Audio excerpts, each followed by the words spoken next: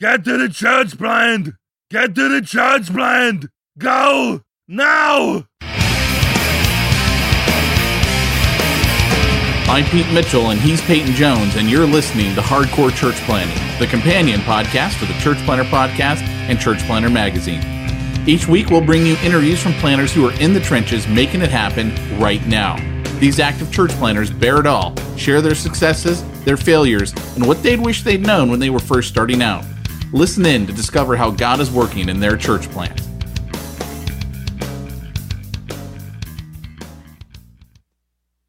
Hey, Church Planter, this is Peyton Jones, and you are listening to Hardcore Church Planting.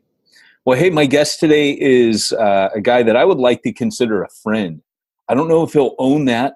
I don't know if he'll, because he's kind of cooler than I am. So it's kind of like he's the cool kid. And I don't know, man. He's shaking his head, but okay, I'm kind of cool too. I'll admit it. I'm a little cool, but right now, my guest today is a guy I consider a friend, someone I hugely respect, and I'm having a lot of fun watching right now. Brian Sanders from Tampa Underground, and I feel like Kermit the Frog. Like right then, I should, yay, and like there should be a bunch of Muppets singing. But Brian, welcome to the show. Thanks, man. Good to be here. You knew what was going to happen when you come on this show. It's not your first rodeo. That's the thing. I still don't really know what you're going to say. I mean, you never know. Nobody does. And that's why most people only come on this show once, whereas, you've come on twice. Now, the first time you came on, you were speaking strange and wonderful things, which we knew not. And you were working with the Underground, and I'll have you talk a little bit about that. But Brian has a book out right now called Underground Church, and it's about really unleashing the church at its most powerful potential. And Brian's going to talk about that a little bit today.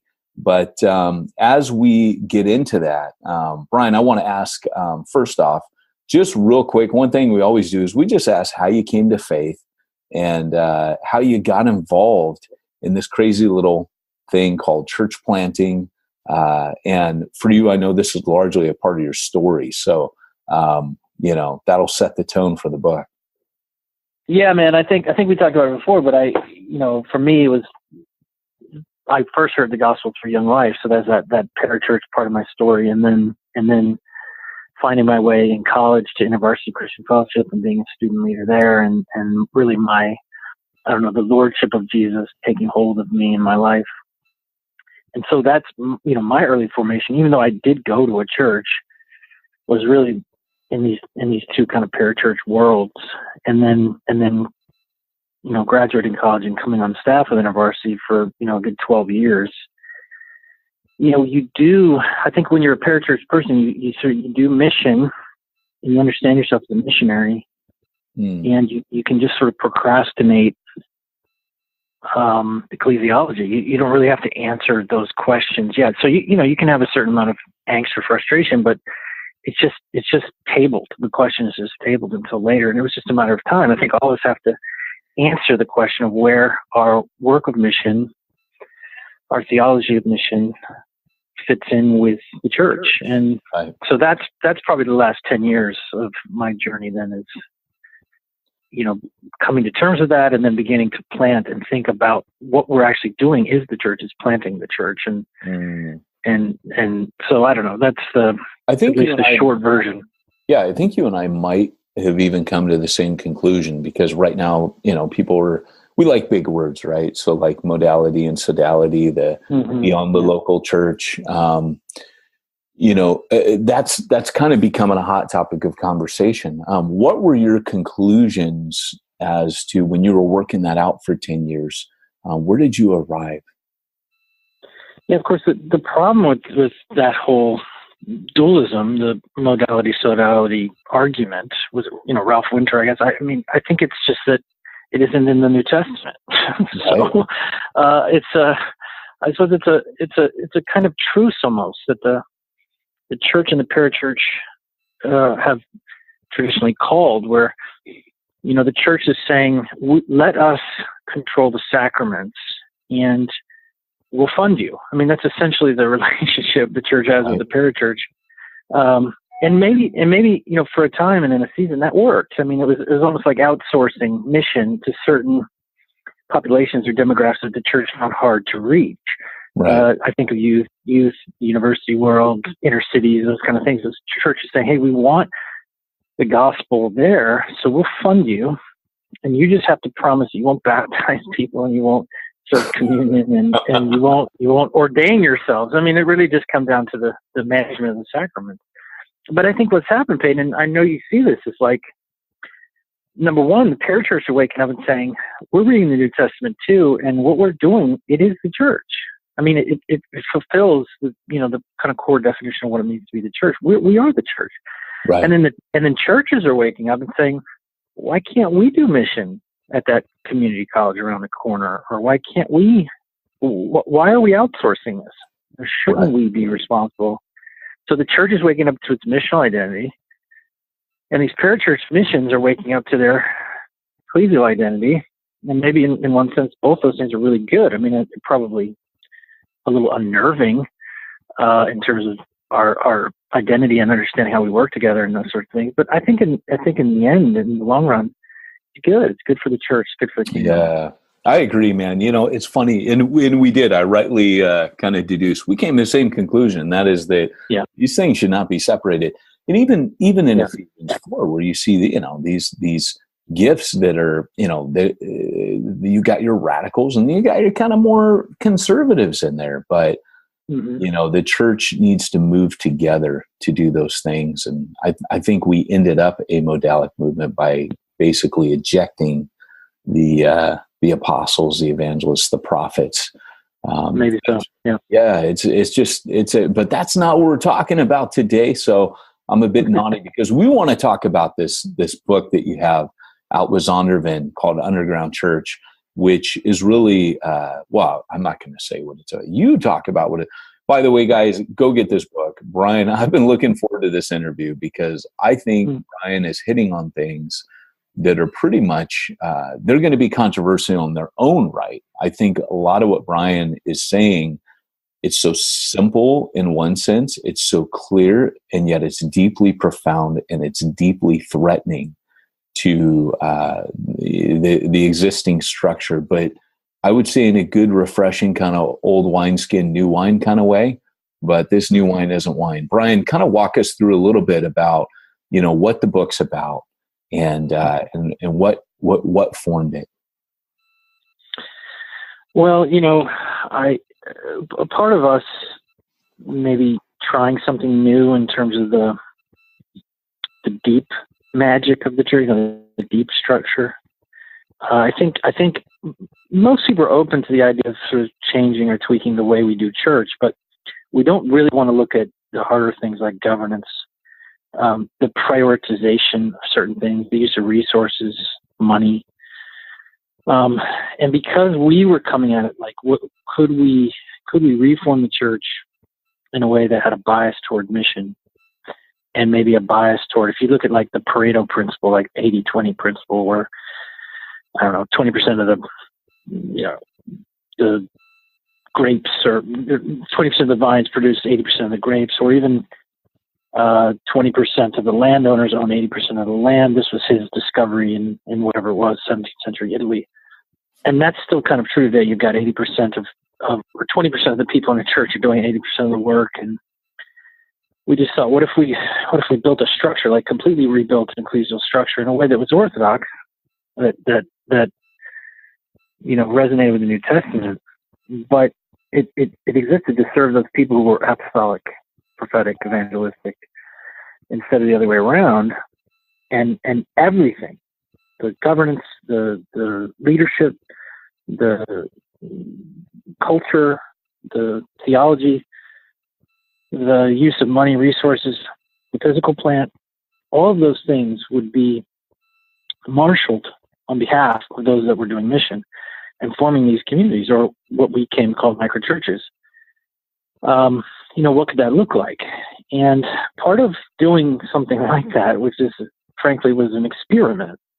I mean, we thought this could work, and we thought this is right. So even if it doesn't work, you just have to live with your own conscience at some point and say, I don't know that I really totally agree with this church form that I've inherited. Right. At what point do we wake up and say we're adults? We should not continue in something that actually we don't think is correct, or we don't even think honors God in certain ways, or is at least not consistent with our own discipleship. So we thought, let's just do this on our own. Let's not complain anymore about the church. Let's do it the way we think it ought to be done.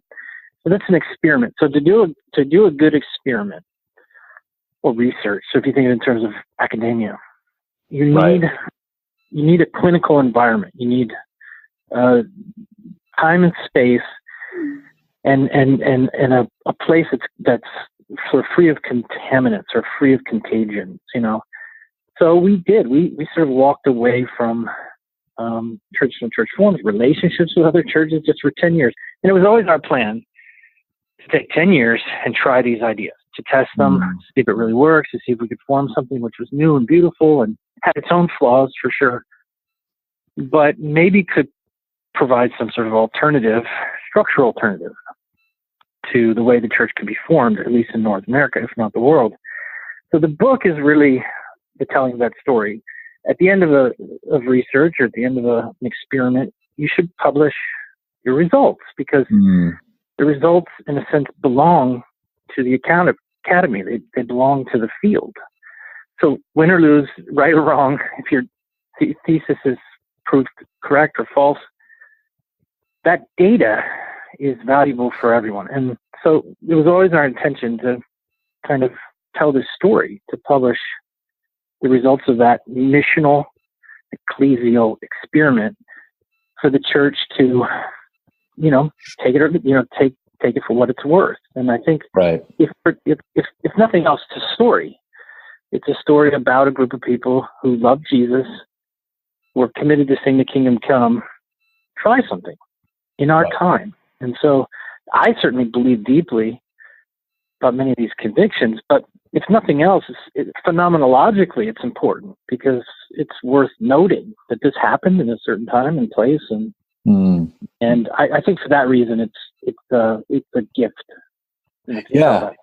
And I think one of the most powerful parts of your story, Brian, is there's an incredible movie that you guys put together, and it kind of tells a story. I think it's 50 minutes long. Where can people find that movie? Yeah, I wonder where that is posted. Actually, it's a little documentary that a filmmaker we know asked to do, and he spent quite a number of months kind of interviewing a lot of our people and trying to tell that story. He did a really beautiful job. He did, and I'm guessing probably at Tampa Underground, we'll try to get the link. It is there. That's right. Yeah, if you go to tampaunderground.com, I think it's on one of, if not this first page, there is I think the documentary is called Underground People. It's amazing. And the most powerful thing I thought about your story was really that, you guys had come from, a lot of you guys had been working InterVarsity, which of course is just so empowering to everybody, men, women, young women. It's just, everybody gets kind of awakened to a sense of calling and their gifts and empowering others. And you guys, if the documentary, if I'm understanding it right, had kind of come to the point where when you guys were, okay, right, now we're looking for a church where this can continue to go on and we can give our lives to seeing this.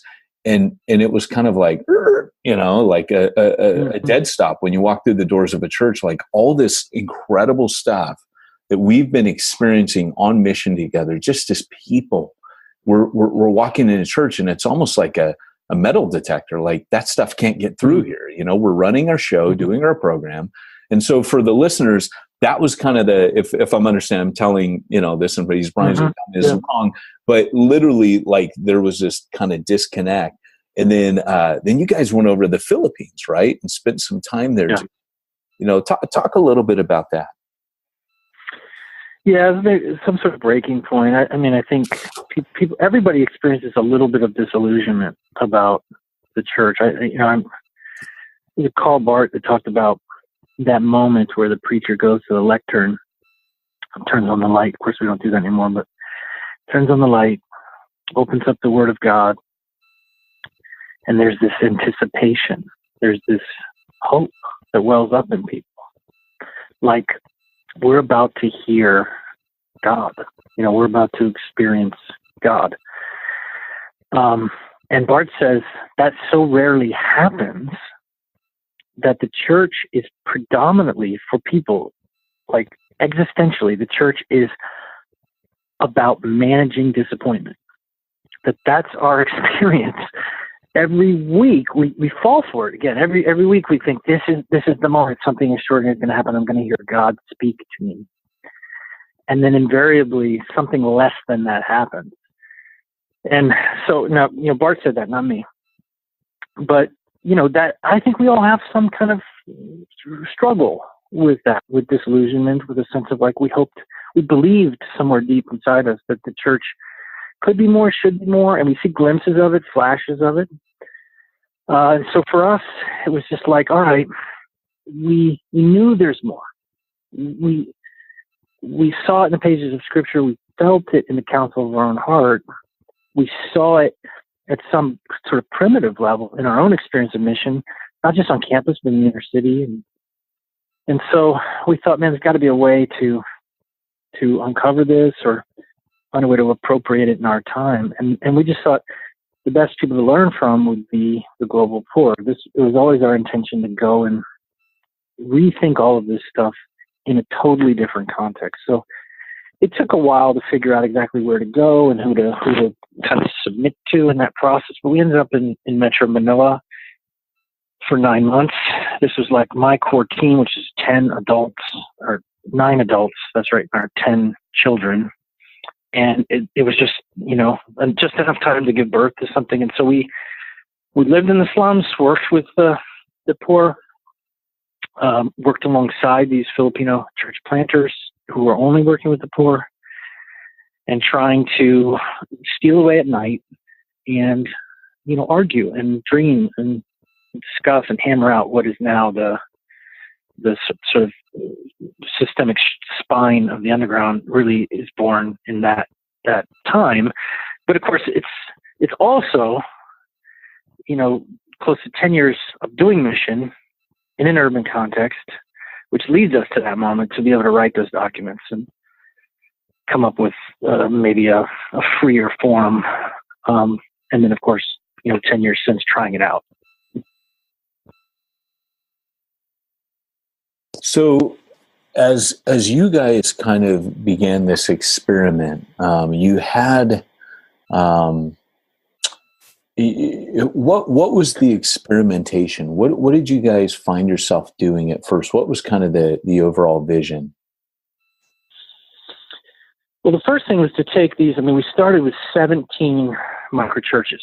So we basically took everyone that we knew. It was about maybe 60, 70 people who we felt like were kind of disaffected, not really connected to any church, but had a heart for Jesus, was doing some kind of mission, or had some kind of latent calling in them. Like, I've always wanted to work with these people, or we helped them kind of discover that. And then we launched these, I think it was 17 initial micro churches. Now, again, the term micro church it's not meant to be confining. It's not necessarily small. Some of them are hundreds of people. Some of them are small. It's just that's not the issue. So it can be a very small expression of church. It can be a very robust expression of church where there's paid staff and looks more like a nonprofit. Or it could be something very simple like a house church, or some kind of an outreach to a certain community or certain place. We didn't want to control that. We didn't want to be the ones dictating what these things should look like. We wanted God to be the one. So there's something really important in our story about not just us trying things, but asking people to hear the voice of God for themselves, to define that as calling, to say, I feel called to do this, or I feel called to start something here. We were entrepreneurs. And then to let them do that. So the first thing we did as an experiment is what would happen if those people felt encouraged and empowered to do that? Actually, if we defined what the church is as mission first.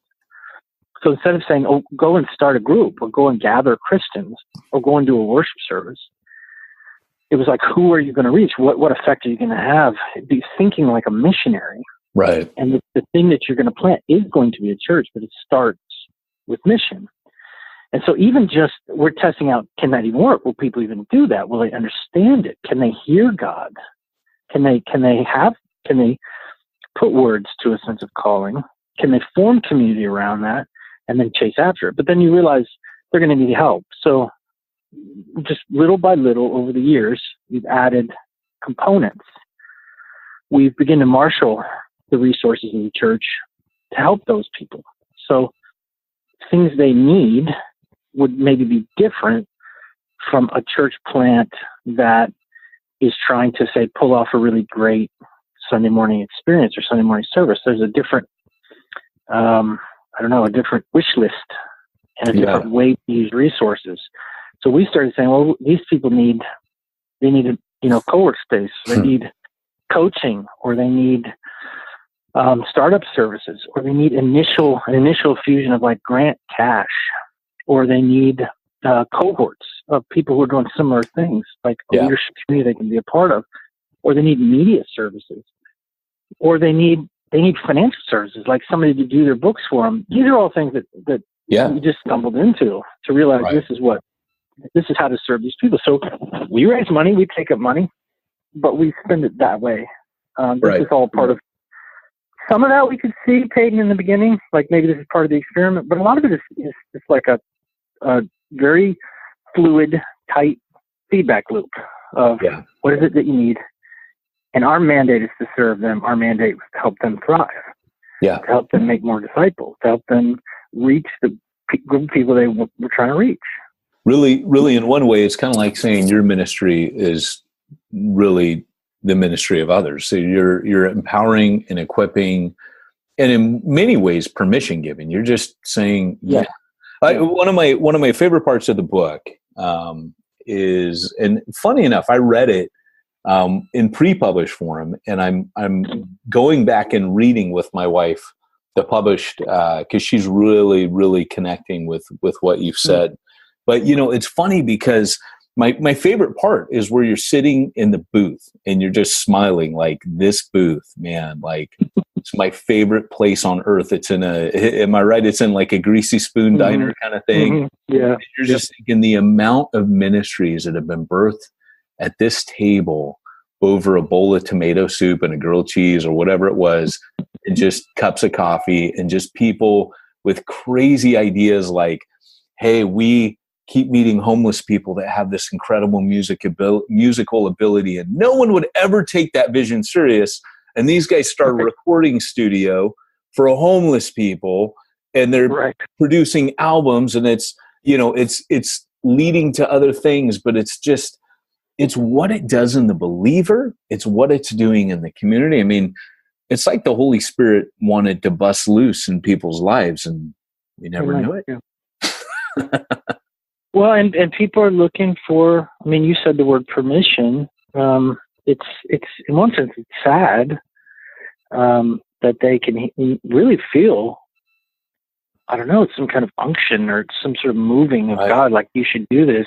And then they're looking for someone in authority to say, you're allowed. And I don't know if that's great. I mean, I kind of wish people just feel that freedom, but yes. So if they're going to look to me, they're going to sit in that booth with me and say, can I do this? I mean, my answer is yes. But everything we have, the full force of the underground, of all these departments, all this kind of, interconnected community that we've created now exists for you. I mean, overnight, they go from nothing, just like 4 of them in their living room, to now they have an accountant, they have an office to work in for free, they have a media department to make things for them, they have, this kind of larger missional community that their network that they're a part of, they have a coach. I love that moment where they feel like, okay, I mean, the word, it is empowered, but it is so Pentecost, it's so, it really is like the Spirit descending, and Peter interpreting, saying, "Oh, this is what was supposed to happen in the last days." Everybody prophesies, right? Everybody delivers the good news to the world. Not just a few people, not just the clerics or the special types, but everyone, young, old, crazy ideas, good ideas. And even that word, Peyton, I mean, permission, I mean, there's a couple ways to look at the etymology of that word, but one possibility is per being like father. It's like, what is the father of mission? What actually starts mission? Somebody has to say yes to us. Certainly God, but it helps, I think, when somebody who's maybe a little farther down the road, who carries a little bit of spiritual authority, says, yeah, you have permission, and it's a good thing, a good idea, even if you fail, because that's part of experimentation too, right? Yeah. Not all these ideas are going to fly. In fact, a lot of them don't. But even that's part of what a community like ours does. It celebrates the whole thing. It says, this was good, this was beautiful, this was obedient, this was brave. So even if it doesn't sort of work, quote unquote work, you did something beautiful, and you're a part of us, you're one of us. Try again. Pivot. Do it again. Do something else. Try something else. And they do. Yeah. They do. When people have this kind of community around them and they feel that level of permission and they start with God's voice in their life, they don't really give up. They just sort of find new ways to express that. Yeah. It's amazing. And you guys have really, I mean, in many ways, you have these micro churches, as you call them in the book, that they have they've organized themselves around mission, which is so very cool. It's very similar to something we did in Wales, and yet, we basically formed small groups. We called them COGs, Communities of Grace, and then we said, hey, these are missional COGs. So some groups involve people playing Xbox, and you've heard my story, and you know all that. But what I'm fascinated with really is there's layers to this. So as you have these micro churches that are organized on mission together, like you said, you've got this central hub, you've got this facility, this building that isn't a church building. It's literally like a ministry powerhouse building, like a co-working space for ministries. And they're able to have all those things you talked about where, well, maybe this guy needs this, but there's a ministry next to him. If I'm, was it like 20 something ministries was the last that I had seen, really working independently of one another, but alongside each other in Tampa. And it was am I right on that? Well, the number now is 200. So there's 200 in Tampa. A little outdated information there. But they don't all, they don't all use the same services, right? So some of them, I think there's maybe 60 that would use the co-working space, for example. So that's not even, what is that? That's maybe 30%. But that's, again, we're not interested in recruiting people into our programs. We just want to help. So what is it that you're supposed to do? And we're here to try to find a way to come alongside. So a lot of people use financial services. Not everyone does. Some people don't. They're bivocational. No money passes through their work at all. Others, hundreds of thousands of dollars every year, and we want to provide financial sponsorship for them. And that's the other thing we resist maybe a little bit, Peyton, is some sort of franchising or oversimplification. That's maybe my small beef with like a house church movement, for example. It's just it's too monolithic. It's too prescribed. Like it sort of has to have these elements and always has to work in the same way. And I think we're maybe we're guilty of the sin of under imagining what the church can be and how it can actually be different in different contexts, how it's actually supposed to incarnate into these different contexts in ways we can't imagine. And until we go there, until you're working with homeless musicians, until you're working with women coming out of prostitution, until you're working just with, middle school, boys whose fathers are incarcerated, until you're actually among that population and trying to say, how can we be the church for them? There is no one mode or expression. I think there's a kind of like,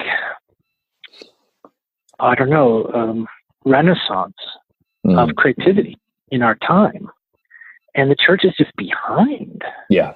And we think creativity is like fresh music or something, and a different kind of play or drama or something on the stage. And creativity has to go so much deeper than that, like reversing the stage or, these, I mean, there are expressions of the church just in our city, our community, that blow my mind. I mean, I just never would have thought of even going to where some of these people go. Right. And then the way they do it, it's just way beyond one person's imagination, way beyond one person's vision. It feels like, and maybe I'm being melodramatic, but it feels like the headship of Jesus over his church. Instead of a human being trying to set some vision and everybody aligns to it. Well, it's funny you say that. God do it. Yeah, because I know you're an Ephesians 4 believer. You believe these parts of the Bible, which is good. But that is what it feels like when you decide, hey, I'm not going to be the dude, right? I mean, that's Lebowski, right? I'm not going to be the dude. I'm going to be, one of many people on a team, and that automatically shifts that headship, like you said, to Christ. And you feel that. You feel that when you make that shift, like. And it feels so good. It feels so, it's alleviating. It's a huge relief. But, then like you said, you get this idea that I'm not really directing. Even back when I had that traditional model of leadership, I only kidded myself that I was directing things. I was bottlenecking more than I was directing. But, there's a sovereign God behind, everything that goes on. And I may have just been that bottleneck thinking I was directing. And I love that. And people don't want that pressure anyway, Peyton. I mean, all the kind of younger church planners that are listening to your podcast, I mean, be careful what you wish for. You don't really want to be the tip of the spear of some big super ministry. You think you do, but you don't actually. Yeah, you're right. Partly because you're replacing God in a way, and that's not. Nobody should want to do that. But also, burdens those people are under, they're inhuman. They're not good for us. Right. I don't think we're not equipped to survive them. So it's not good probably for the people because they feel less empowered because we're consolidating power in small pockets. Yeah, but you're right. No, sorry, man. Go ahead. Well, I just mean it's not good for the kingdom.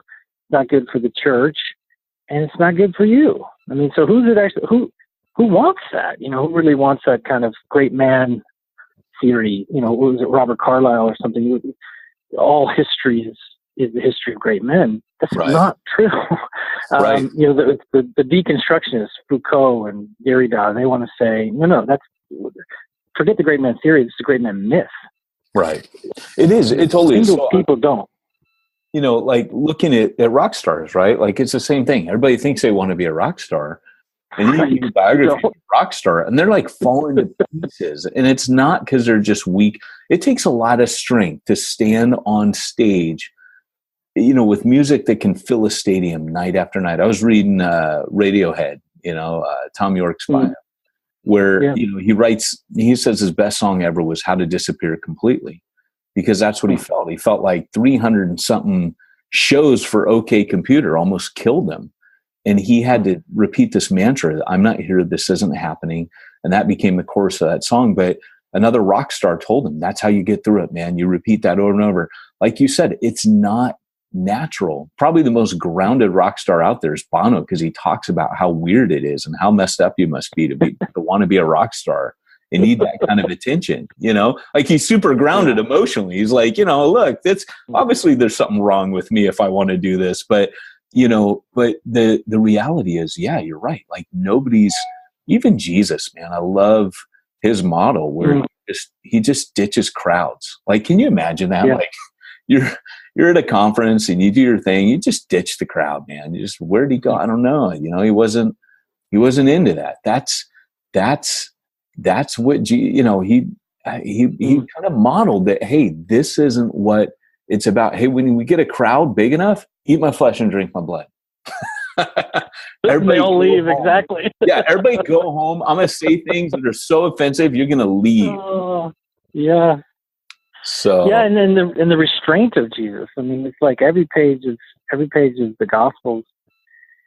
There are these stories of him saying things and doing things, but there's all the things he doesn't say. There's all the moments where he's quiet and he doesn't perform a miracle and he doesn't aggrandize himself. I mean, it's hard to reconcile that person who carries so much authority, so much power, and yet he's so contained. He's so humble. Yeah. And it's just weird, Peyton, that we who are desperate sinners, like sick with sin, act proud. I mean, it's this perfect one was quiet before his accusers, and we are just, we like to brag, and it's not a scandal, so much in the church for a leader to be kind of full of themselves or bragging, and then our systems they follow suit. We have systems that, and in one sense, we have the leaders that our systems demand. We have the leaders that our systems have produced. Right. When the best person in the community is the one on stage, everybody, it's natural to be like, well, I'm going to grow up into maturity and be the one on stage. And that's part of why the system has to be reconsidered. It's part of why we have to say, man, is this, in the 21st century, is this the kind of leadership that the church needs? I don't think so. I really don't. I think we need a different kind, like a quieter, behind the scenes servant kind of posture and leadership. We need them. We need strong apostolic people, but that strength's going to look different. It needs to look different. I agree, man. And you see that in Paul. You see it in his ministry where he kind of shifts. In the very beginning mission, it's him and Barnabas and John Mark, and then he spends a lot of time in prison on his second mission. He realizes, well, I kind of screwed up that, so I got to go back and fix and get people to babysit these Galatian churches. So, I mean, really, that's how the second missionary journey starts. It doesn't start well. It's not as romantic as we think. And then, when he's there, he ends up spending a lot of time in jail, and he's like, I can't do, I'm gonna spend a lot more time in jail. So he starts training others. And then his third missionary journey, he just goes, I'm going to rent the hall Tyrannus, and I'm just going to disciple and reproduce myself and get these guys. And you see this shift where at first it's just him. Hey, me and Barnabas tag team, and we're the stuff, we're the biz, man. We're doing what no one else is doing. Just suddenly it's like, no, I need other people to do this. To finally, it's all about what others do. It's not about me anymore. My time's at hand. I've run my race. It's all about them. And I love that, this is like an 11-year time span. Like Paul shifts completely. And I guess, probably, these lessons that you've got in the underground church, the book, are kind of like distilled wisdom out of a lot of blood, sweat, and tears, probably a lot of breaking. Probably a lot of those long walk down the beach talks with Jesus like Peter had. And, perhaps, probably the best news of all about this book is that the experiment's not completely over yet, and we're still learning. So, hey, man, any final thoughts before we wrap up?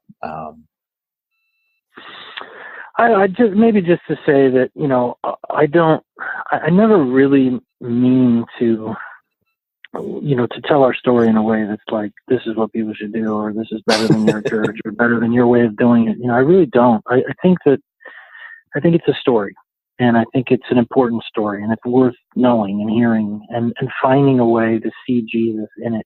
Whether you agree completely with ecclesiology or not, that's not really important to me. What's important is that we are a family. The church in North America, a very dysfunctional, broken family, but we're a family, and we need to know what each other are up to, and that's what I hope, I guess, in a way that the book does, and even my own flawed way of talking about the underground and these ideas. It's not like, let me win the argument, or even this. Let's let this be the next trend or something like that. It's like, the freedom to reimagine, the freedom to say, this is our church. It needs to express who we are. It needs to be true to our time and true to Orthodox Christianity. I guess I just want people to feel free, Peyton. Right. At least partly by reading our story, to feel free to like, hey man, we can make changes too to the way we operate, you know? Right. No, that's good, man. It's so good. Guys, definitely check out the book. Brian, funny enough, Brian didn't want to talk about Underground for 10 years. People were like, hey, we got to tell your story. He's like, no, I just give us 10 years to just figure this stuff out. And there is a humility in it. Brian, I've never known you. In fact, I've heard you caution people against copying what you're doing.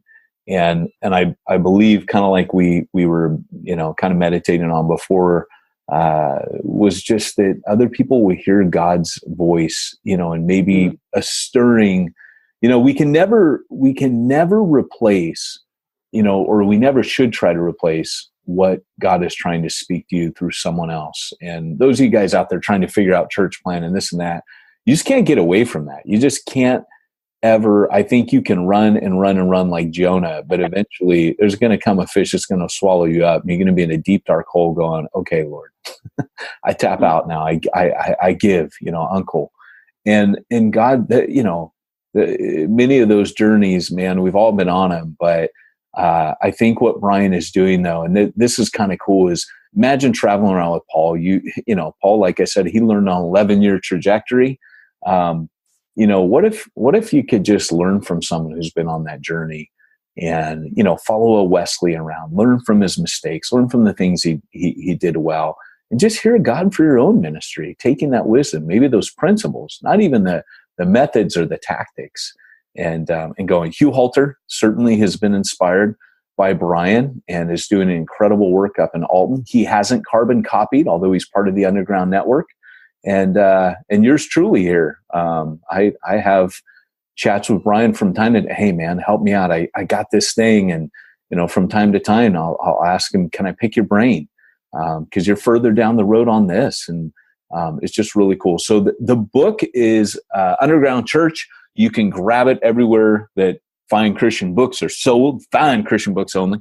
And, anyways, if you want to catch up with Brian, you can, go trace his movements at tampaunderground.com. And anyways, Brian, thanks for being on, man.